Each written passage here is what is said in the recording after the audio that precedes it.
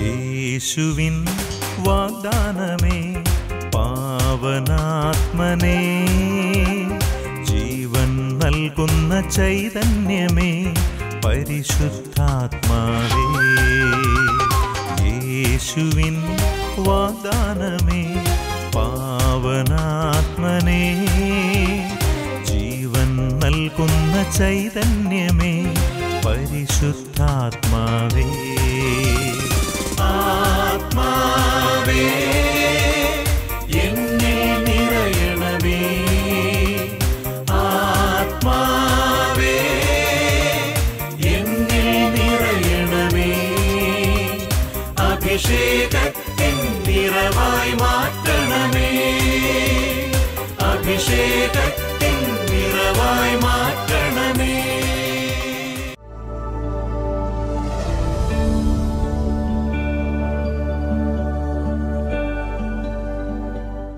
ഉൽപ്പത്തി 8-10 അധ്യായത്തിൽ ജലപ്രളയത്തിന് ശേഷം ഭൂമി വാസയോഗ്യമാണോ എന്നറിയാൻ നോഹ തന്റെ പെട്ടകത്തിൽ നിന്നും തുറന്നുവിട്ട പ്രാവ് കാലുകുത്താൻ ഇടം കിട്ടാതെ തിരിച്ചു പെട്ടകത്തിൽ അഭയം പ്രാപിച്ചു.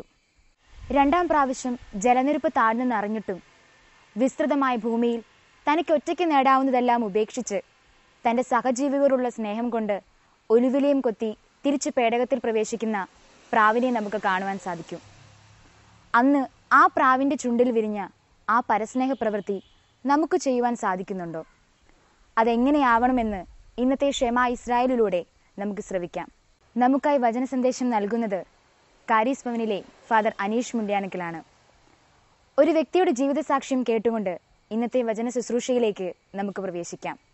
ദൈവം നമ്മെ സമർത്ഥമായി അനുഗ്രഹിക്കട്ടെ. യേശു നന്ദി, യേശു സ്തുതി. എൻ്റെ പേര് ഷെറിൻ, വീട് ചേർപ്പങ്കൽ.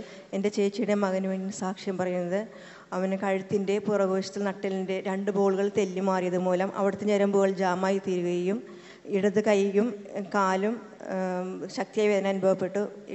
കൈ ഉയർത്താൻ ഇടതുവശത്തെ കൈ ഉയർത്താൻ പാടില്ലായിരുന്നു. വിരലുകൾക്ക് മരവിപ്പ് അനുഭവപ്പെട്ടു. അതുപോലെ തന്നെ കാലുകളുടെ വിരൽ മരവിപ്പ് തുടങ്ങിയിരുന്നു. ശക്തിയായ വേദനയുമായിരുന്നു. ഇവിടെ കാരിച്ചനോട് ചേച്ചി വന്ന് മധ്യസ്ഥസഹായം അപേക്ഷിച്ചിരുന്നു. അതിൻ്റെ ഫലമായിട്ട് സാക്ഷി അറിയാവുന്ന പ്രാഴ്ചൻ്റെ ഫലമായിട്ട് ഓപ്പറേഷൻ വേണ്ടാന്ന് ഡോക്ടർ പറഞ്ഞു. ഇപ്പോൾ പാമ്പാടിയിലുള്ള ഒരു ആയുർവേദ ഡോക്ടറുടെ ചികിത്സയിലാണ്. വേദനയെല്ലാം പൂർണ്ണമായും മാറി. ഒരു ചൂണ്ടുവിരലിന് മാത്രമേ വേദനയുള്ളൂ. യേശു നന്ദി, യേശു സ്തുതി.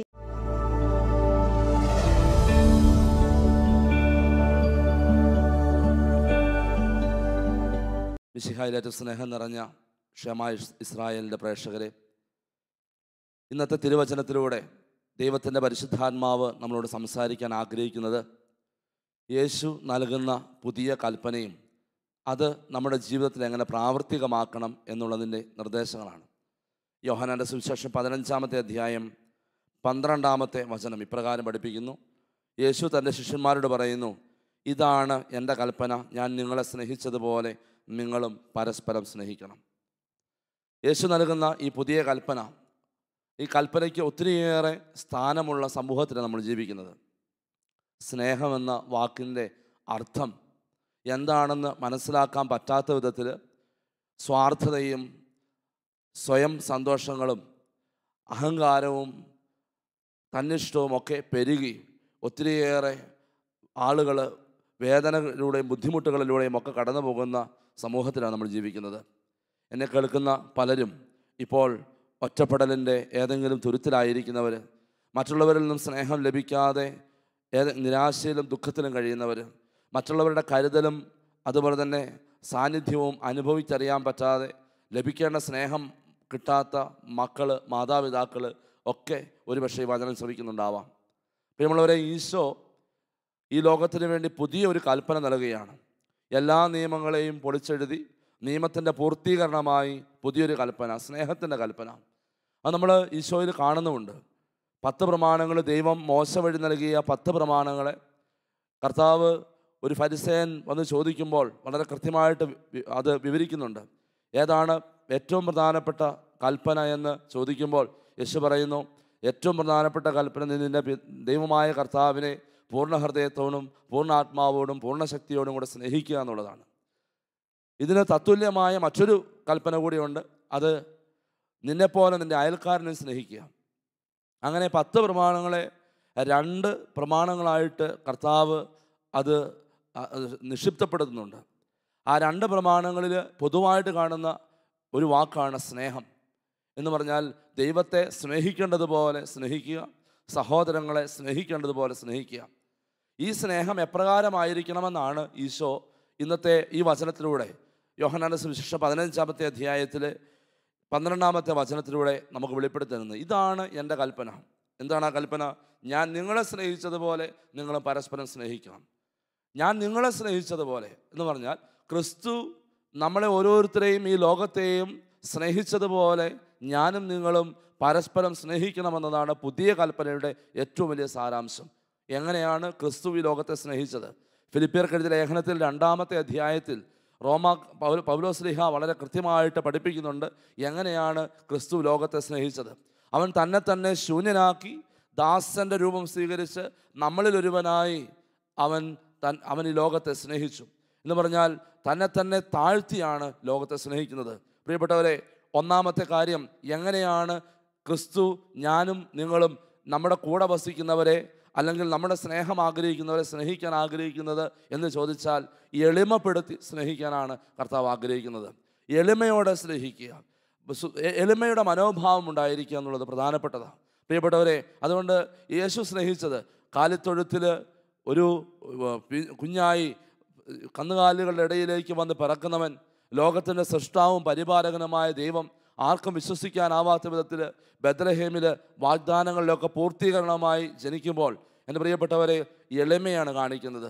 വീണ്ടും ഈശോയുടെ ജീവിത രീതി എളിമയുടെ ജീവിത രീതിയാണ്, പാവപ്പെട്ടവരുടെ ജീവിത രീതിയാണ് യേശു നയിക്കുന്നത്. നസ്രത്തിലെ ആ പാവപ്പെട്ട സാഹചര്യത്തിൽ യേശു ജീവിച്ചു വളരുന്നു, തന്നെ എളിമപ്പെടുത്തി പ്രിയപ്പെട്ടവരെ. അതുകൊണ്ട് യേശു നമ്മളൊക്കെ മറ്റുള്ളവരെ സ്നേഹിക്കണമെന്ന് ആഗ്രഹിക്കുന്ന പശ്ചാത്തലം ഇതാണ്. ഒരാൾ തന്നെ എളിമപ്പെടുത്തി എന്ന് പറഞ്ഞാൽ എൻ്റെ അവസ്ഥകൾ മനസ്സിലാക്കി, എൻ്റെ അവസ്ഥകളിൽ മനസ്സിലാക്കി ഞാൻ ഒരുപക്ഷെ വലിയ ഉന്നത സ്ഥാനങ്ങളിലിരിക്കുന്ന വ്യക്തിയായിരിക്കാം, അതല്ലെങ്കിൽ ഞാൻ അപ്പനായിരിക്കാം, അതുമല്ലെങ്കിൽ എനിക്ക് നല്ലൊരു ജോലി ഉണ്ടായിരിക്കാം, നല്ല ബിസിനസ് ഉണ്ടായിരിക്കാം, ഞാൻ സാമ്പത്തികമായി ഉയർന്ന സ്ഥിതിയിലുണ്ടായിരിക്കാം. പക്ഷെ അവിടെ നിന്നും നിന്നെ തന്നെ താഴ്ത്തി എളിമപ്പെടുത്തി സമൂഹത്തിലെ ഏറ്റവും അധകൃതമായ അവസ്ഥയിൽ കഴിയുന്ന ആളുകളിലേക്ക് ഇറങ്ങിച്ചെന്നുകൊണ്ട് വേണം പ്രിയപ്പെട്ടവരെ സ്നേഹിക്കാൻ. ഈ ഒരു സ്നേഹമാണ് ദൈവം ആഗ്രഹിക്കുന്നത്. അതാണ് ഈശോ വെളിപ്പെടുത്തുന്നത്, ഞാൻ നിങ്ങളെ സ്നേഹിച്ചതുപോലെ നിങ്ങളും പരസ്പരം സ്നേഹിക്കുക. രണ്ടാമത്തെ തലം എന്ന് പറയുന്നത് യേശുവിൻ്റെ സ്നേഹം എങ്ങനെ സ്നേഹിക്കണം. യേശു തൻ്റെ പരസ്യ ജീവിതകാലം മുഴുവൻ 3 വർഷക്കാലം മുഴുവൻ ശുശ്രൂഷ ചെയ്ത് ജീവിച്ചു. അത് യേശുവിൻ്റെ മനോഭാവമാണ്. അപ്പോൾ സ്നേഹിക്കേണ്ടത് എങ്ങനെയാണെന്ന് ഈശോ നമുക്ക് കാണിച്ചു തരികയാണ്. ശുശ്രൂഷ ചെയ്ത് സ്നേഹിക്കുക. നമ്മുടെയൊക്കെ ജീവിതത്തിൻ്റെ ഒരു പ്രധാനപ്പെട്ട തലമാണ് പഠനം കഴിഞ്ഞ കുഞ്ഞുങ്ങൾ ജോലിക്ക് വേണ്ടി പോകുന്നു, ജോലി തേടി പോകുന്നു. നല്ലൊരു ജോലി കിട്ടാൻ വേണ്ടി വിദേശ രാജ്യങ്ങളിലോ സ്വദേശത്തോ ഒക്കെ ഏറ്റവും നല്ല ജോലിക്ക് വേണ്ടി ആത്മാർത്ഥമായിട്ട് പരിശ്രമിക്കുന്നു. എന്തിനു വേണ്ടി? പലപ്പോഴും പ്രിയപ്പെട്ടവർ ഒന്ന് ചിന്തിച്ചാൽ നമ്മുടെ തന്നെ ഉദരപൂരണത്തിനും ഒരുപക്ഷെ സാമ്പത്തികമായിട്ട് ഉയരാനും വലിയൊരു വീട് പണിയാനും കുറച്ച് സ്ഥലം മേടിച്ചിടാനും അല്ലെങ്കിൽ വലിയൊരു കെട്ടിടം പണിയാനും അങ്ങനെ വലിയ ബിസിനസ് സാമ്രാജ്യം തുടങ്ങാനും ഒക്കെ ഒരുപാട് വലിയ വലിയ ആഗ്രഹങ്ങൾ, സ്വാർത്ഥമായ ആഗ്രഹങ്ങൾക്ക് വേണ്ടിയാണ് പ്രിയപ്പെട്ടവരെ പലപ്പോഴും നമ്മുടെ പഠനം അവസാനിപ്പിച്ച് ജോലിയിലേക്ക് പ്രവേശിക്കുക. പക്ഷേ യേശു തന്നെ പഠനം അവസാനിപ്പിച്ച് തന്നെ കുടുംബ പശ്ചാത്തലത്തിലെ പഠനം അവസാനിപ്പിച്ച് ഒരുപക്ഷെ യഹൂദ നിയമങ്ങളൊക്കെ പഠിച്ചവസാനിപ്പിച്ച് 30-ാമത്തെ വയസ്സിൽ പുറത്തേക്ക് ഇറങ്ങുന്നത് ലോകത്തിന് മുഴുവൻ ശുശ്രൂഷ ചെയ്യാൻ വേണ്ടിയാണ്. എത്ര പേർക്കുണ്ട് ഇന്ന് ഈ ശുശ്രൂഷ മനോഭാവം? പ്രാർത്ഥനയ്ക്ക് വേണ്ടി ജോലി ലഭിക്കുവാൻ വേണ്ടി പ്രാർത്ഥിക്കുവാനൊക്കെ കടന്നു വരുന്ന മക്കൾ പലപ്പോഴും കടന്നു വരുമ്പോൾ ഞാൻ ചോദിക്കാറുണ്ട്, എന്ത് മനോഭാവത്തോടെയാണ് നീ ജോലി കിട്ടാൻ ആഗ്രഹിക്കുന്നത്? ശുശ്രൂഷ ചെയ്യാൻ വേണ്ടിയാണ്, ലോകത്തിന് വേണ്ടി, മറ്റുള്ളവർക്ക് വേണ്ടി, പാവപ്പെട്ടവർക്ക് വേണ്ടി, അതുമല്ലെങ്കിൽ നിൻ്റെ ശുശ്രൂഷ ആവശ്യമുള്ളവർക്ക്. ഈ ഒരു മനോഭാവം ഇല്ലാത്തതിൻ്റെ പേരിൽ പ്രിയപ്പെട്ടവരെ ഇന്ന് നമ്മുടെ സമൂഹത്തിൽ എത്രയോ അധികം പേര് വേദനയുടെയും ബുദ്ധിമുട്ടുകളുടെയും കടന്നു പോകുന്നുണ്ട്. ചില ഓഫീസുകളിലൊക്കെ കയറി ഇറങ്ങി അവസാനം മടുത്ത് സഹികെട്ട് ആ ഓഫീസിലുള്ള ആളുകളെയൊക്കെ പഴി പറഞ്ഞ് എല്ലാത്തിനും അഴിമതിയാണ്, എല്ലാത്തിനും പ്രശ്നമാണെന്ന് പറഞ്ഞ് കടന്നു പോകുന്ന എത്രയോ പേര് നമ്മുടെ കൺമുൻപിലുണ്ട്. ഒരുപക്ഷേ നിൻ്റെ ഒരു ഒപ്പ്, നിൻ്റെ ഒരു സഹായം, നീ ചെയ്യേണ്ട ജോലി അത് ചെയ്യേണ്ടതുപോലെ ചെയ്യാത്തത് കൊണ്ട് ആത്മഹത്യയിലേക്കും അതുപോലെ തന്നെ മരണത്തിലേക്കും അതുമല്ലെങ്കിൽ ജീവിതത്തിലെ ഏറ്റവും അധപ്പതിച്ച അവസ്ഥയിലേക്കും കടന്നു പോകുന്ന എത്രയോ ആളുകളുണ്ട്. പ്രിയപ്പെട്ടവരെ, പ്രാർത്ഥിക്കാനും കൗൺസിലിങ്ങിനും ഒക്കെ ഇരിക്കുമ്പോൾ നിരവധി ആളുകൾ വരാറുണ്ട്. അച്ഛാ, അവിടെ നിന്നൊരു അനുവാദം കിട്ടാൻ, ന്യായമായ ഒരു അനുവാദം കിട്ടാനായിട്ട്, നീതി നടത്തി കിട്ടാൻ വേണ്ടി അച്ഛനൊന്ന് പ്രാർത്ഥിക്കണം. എൻ്റെ പ്രിയപ്പെട്ടവരെ, ചില ആളുകൾ തിന്മ നിരൂപിച്ചുകൊണ്ട്, ഒരു പക്ഷേ പണം ആഗ്രഹിച്ചുകൊണ്ടോ അതുമല്ലെങ്കിൽ ഏതെങ്കിലും തരത്തിലുള്ള കാര്യങ്ങൾ പറഞ്ഞ് ഒഴിവാക്കി വിടുന്ന ഒത്തിരിയേറെ പ്രശ്നങ്ങൾ നമ്മുടെയൊക്കെ ജീവിതത്തിൽ നമ്മൾ കണ്ടുമുട്ടാറുണ്ട്. ചെയ്യേണ്ട ഉത്തരവാദിത്തങ്ങൾ ശുശ്രൂഷ മനോഭാവത്തോടെ ചെയ്യാത്തത് കൊണ്ടാണ്. ഒരു ക്രിസ്ത്യാനിക്ക് ഇതൊരു ഭൂഷണമല്ല.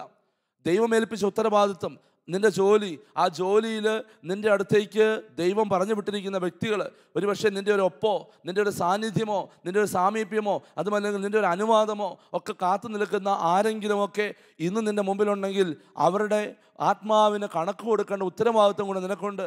യേശു 3 വർഷക്കാലം സ്നേഹിച്ചു, ലോകത്തെ സ്നേഹിച്ചു. എങ്ങനെ സ്നേഹിച്ചു? ശുശ്രൂഷ ചെയ്തുകൊണ്ട്.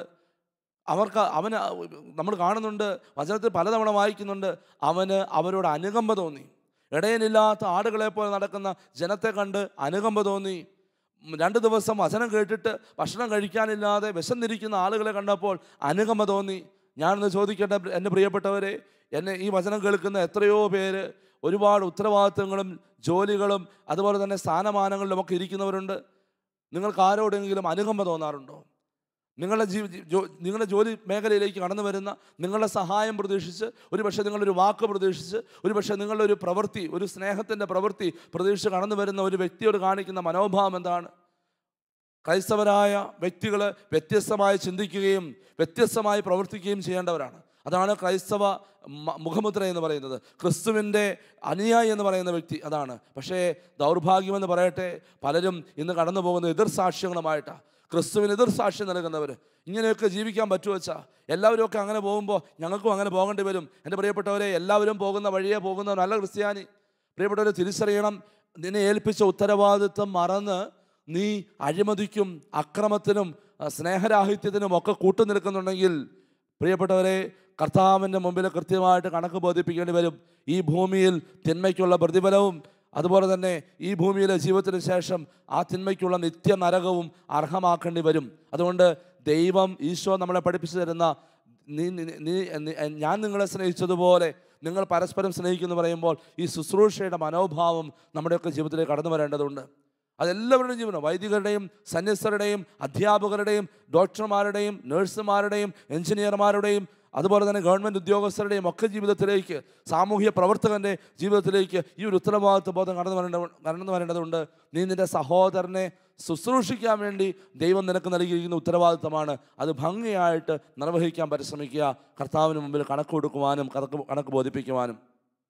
പ്രിയപ്പെട്ടവരെ, മറ്റൊരു തലം, മൂന്നാമത്തെ ഒരു തലം ഈ യേശു പഠിപ്പിക്കുന്നത്, ഞാൻ നിങ്ങളെ സ്നേഹിച്ചതുപോലെ നിങ്ങളും പരസ്പരം സ്നേഹിക്കണമെന്ന ഈ കൽപ്പന എന്താണെന്ന് ചോദിച്ചാൽ, യേശു കുരിശോളം തന്നെ താഴ്ത്തിയാണ് സ്നേഹിച്ചത്. വചനം പഠിപ്പിക്കുന്നുണ്ട്, ഒരു സ്നേഹിതന് വേണ്ടി ആരെങ്കിലും ജീവൻ ബലി കഴിച്ചേക്കാം, എന്നാൽ അവിടുന്ന് നാം ദൈവത്തെ സ്നേഹിച്ചു എന്നതിലല്ല, ദൈവം നമ്മളെ സ്നേഹിച്ചു എന്നതാണ് ഏറ്റവും പ്രധാനപ്പെട്ടത്. പ്രിയപ്പെട്ടവരെ, ഒരു പക്ഷേ നമ്മൾ ഏതെങ്കിലുമൊക്കെ നല്ല വ്യക്തികൾക്ക് വേണ്ടി ജീവൻ ബലി കഴിക്കാനൊക്കെ തയ്യാറായേക്കാം. കർത്താവ് പറയുന്നു, പാപികൾക്ക് വേണ്ടി, നാം പാപികളായിരിക്കെ നമുക്ക് വേണ്ടി അവൻ തൻ്റെ ജീവിതം ബലി കഴിച്ചുവെന്ന്. പ്രിയപ്പെട്ടവരെ, അതുകൊണ്ട് കർത്താവിൻ്റെ സ്നേഹത്തിൻ്റെ ആഴം മനസ്സിലാക്കണമെങ്കിൽ കർത്താവ് താൻ സ്നേഹിച്ചവർക്ക് വേണ്ടി തന്നെ പൂർണ്ണമായും സമർപ്പിക്കാൻ തയ്യാറായി.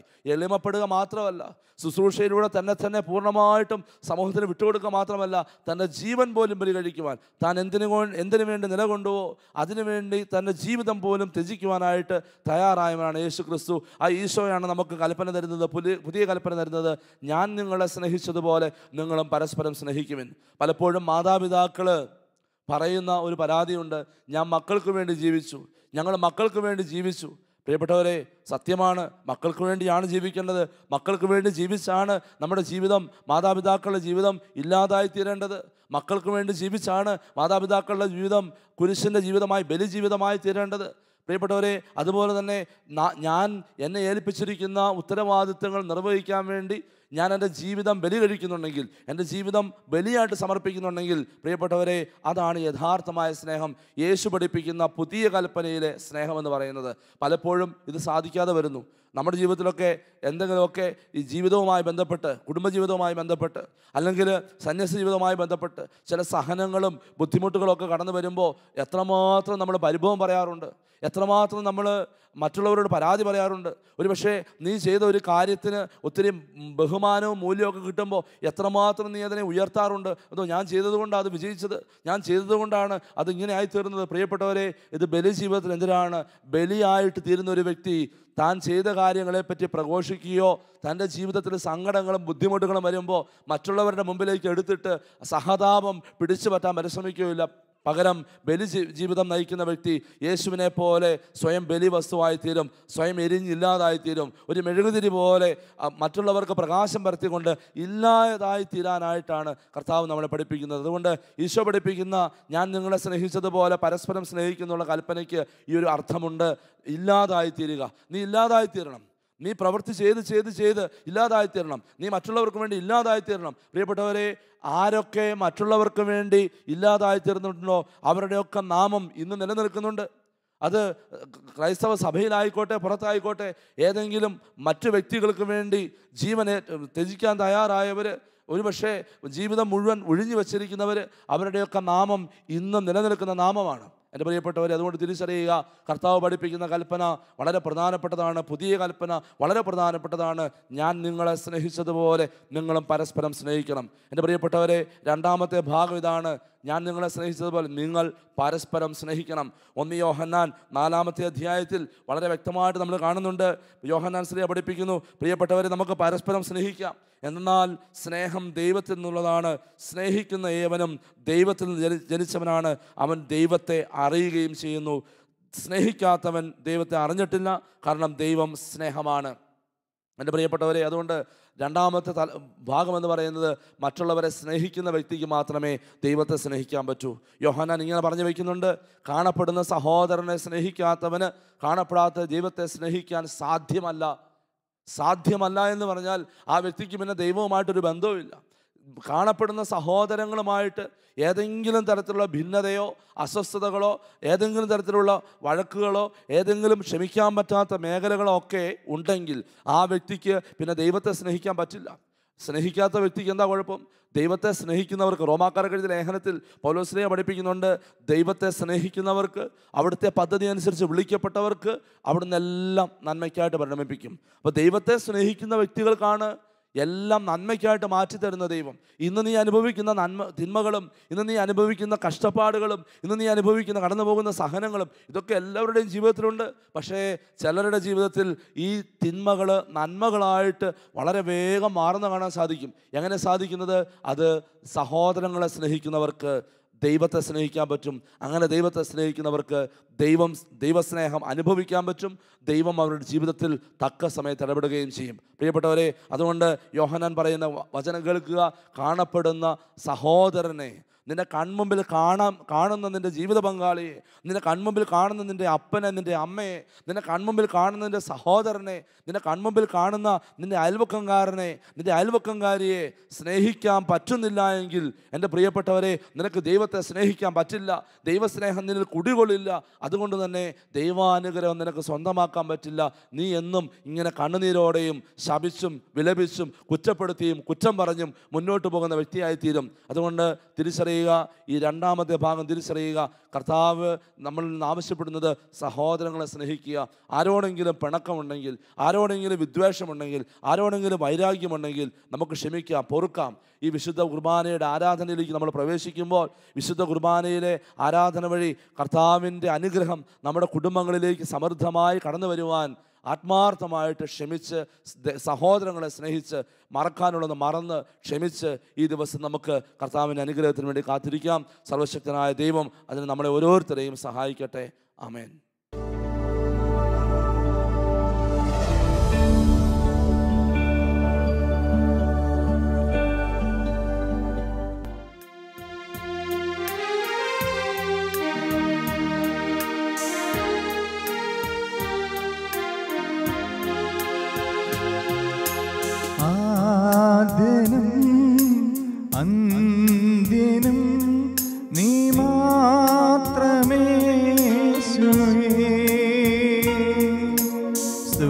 സ്തുതികൾക്കും പുകഴ്ചയ്ക്കും യോഗ്യനേശുവേ. ആരാധന. വിശിഹാൽ സ്നേഹമുള്ളവരെ, ഇതാ വിശുദ്ധ കുർബാനയായി ഈശോ നമ്മുടെ അടുക്കലേക്ക് കടന്നു വരുന്നു. നമ്മളെ ഓരോരുത്തരെയും കാണുന്ന ദൈവം, നമ്മളെ തിരിച്ചറിയുന്ന ദൈവം. ഏത് ജനമധ്യത്തിലാണെങ്കിലും നിന്നെ വ്യക്തിപരമായി അറിയാൻ കഴിയുന്ന തമ്പുരാൻ നിൻ്റെ കൂടെയുണ്ട്. നമ്മുടെ ഓരോ ദേവാലയങ്ങളിലും ദിവ്യ സക്രാരികളിൽ നമുക്കായി കാത്തിരിക്കുന്ന ഈശോ, ഓരോ വിശുദ്ധ കുർബാനയിലും നമുക്കായി മുറിയപ്പെടുന്ന ഈശോ, നമുക്കായി തൻ്റെ ശരീരവും രക്തവും പങ്കുവെച്ച് തരുന്ന ഈശോ ഇതാ അപ്പത്തോളം ചെറുതായി നമ്മുടെ ഇടയിലേക്ക് കടന്നു വന്നിരിക്കുന്നു. ഈശോയെ, അങ്ങയെ ഞങ്ങൾ ആരാധിക്കുന്നു, സ്തുതിക്കുന്നു, നന്ദി പറയുന്നുവെന്ന് പറയാം. പ്രിയമുള്ളവരെ, നമ്മൾ കർത്താവിൻ്റെ കരങ്ങളിലേക്ക് കൊടുക്കുന്നതൊന്നും കുറയുകയില്ല, കൂടുകയേ ഉള്ളൂ. നമുക്കറിയാം, 5 അപ്പവും 2 മീനും ഒരു കുഞ്ഞിൻ്റെ കൈവശമുണ്ടായിരുന്നു. അത് ശിഷ്യന്മാർ മേടിച്ച് യേശുവിൻ്റെ കരങ്ങളിലേക്ക് കൊടുത്തു. അത് വർദ്ധിക്കുകയാണ് ചെയ്തത്, ഒരിക്കലും അത് കുറയുകയല്ല ചെയ്തത്. ദൈവത്തിൻ്റെ കരങ്ങളിലേക്ക് നിൻ്റെ കുറവുകളെയും നിൻ്റെ ബലഹീനതകളെയും നിൻ്റെ ആവശ്യങ്ങളെയും ഒക്കെ കൊടുത്ത് പ്രാർത്ഥിക്കുക.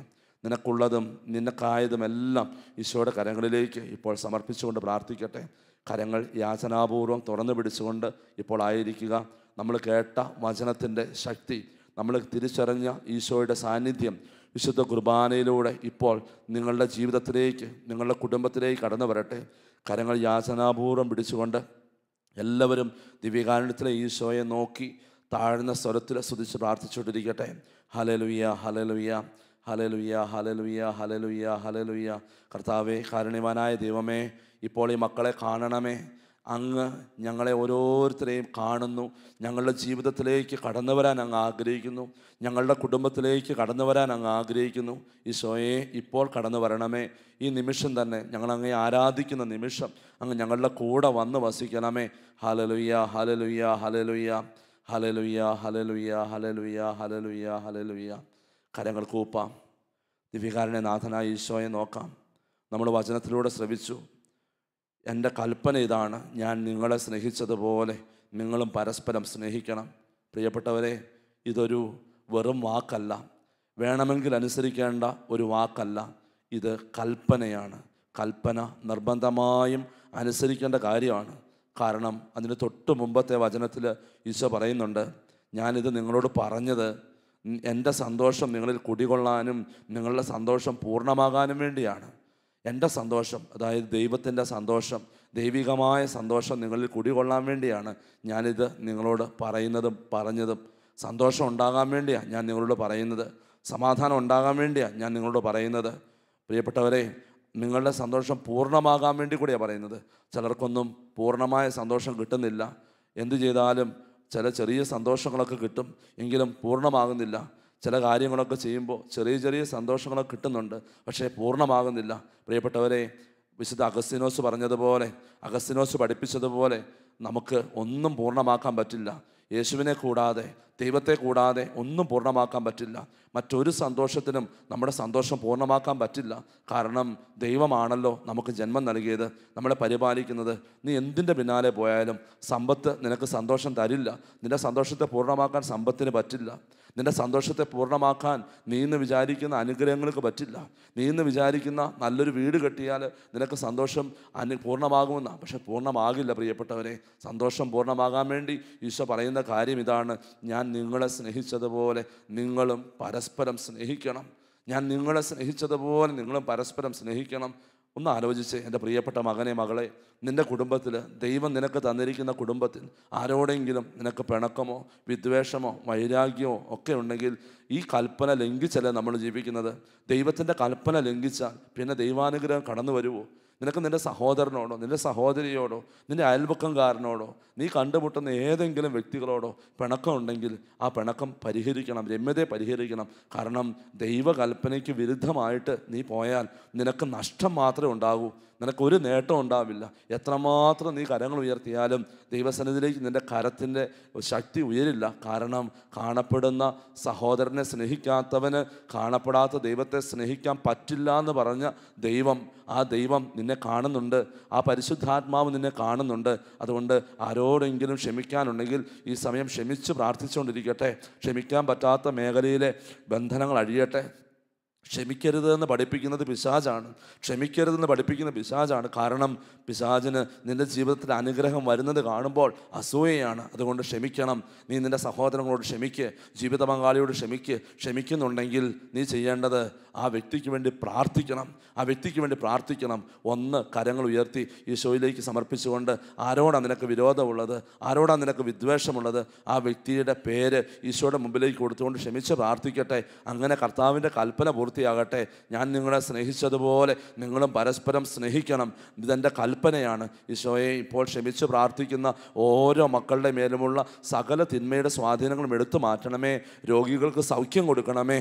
ബന്ധനം അഴിക്കണമേ. കർത്താവെ, ചില മാരക രോഗങ്ങൾക്ക് അടിമപ്പെട്ട മക്കൾക്ക് സൗഖ്യം കൊടുക്കണമേ. കർത്താവെ, ക്ഷമിക്കാൻ പറ്റാത്തത് കൊണ്ട് ഒരുപാട് വേദനയും അസ്വസ്ഥതകളുമായി നടക്കുന്ന മക്കൾക്ക് ക്ഷമിക്കാനുള്ള കൃപ കൊടുക്കണമേ. കർത്താവെ, ഈ പൈശാചിക ബന്ധനങ്ങളെല്ലാം അഴിച്ചു മാറ്റണമേ. ക്ഷമിക്കാൻ പറ്റാത്ത വിധത്തിൽ ആന്തരിക മുറിവുകളുമായി കടന്നു പോകുന്ന മക്കൾ, വലിയ ഭാരവുമായി കടന്നു പോകുന്ന മക്കളുടെ എല്ലാ ഭാരങ്ങളും ഈ സ്വയം ഏറ്റെടുക്കണമേ.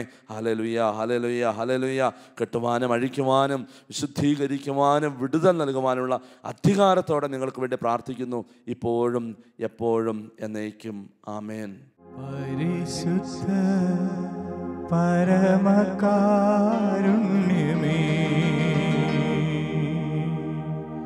ഉള്ളിൽ അലിയുവാൻ